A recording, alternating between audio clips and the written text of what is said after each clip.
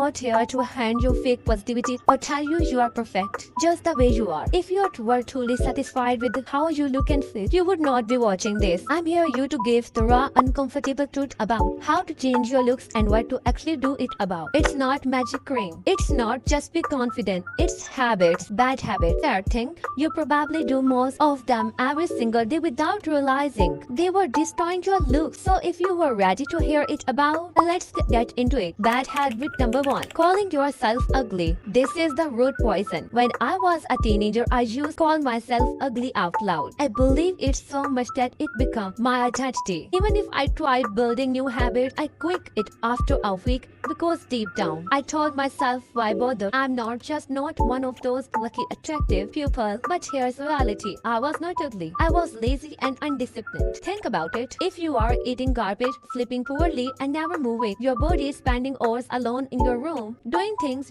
drain your energy. What do you accept to magically look good? Not happening. The first step is to stop branding yourself as ugly. Every time you say it, you make it more true in your head. Replace that poison with effort.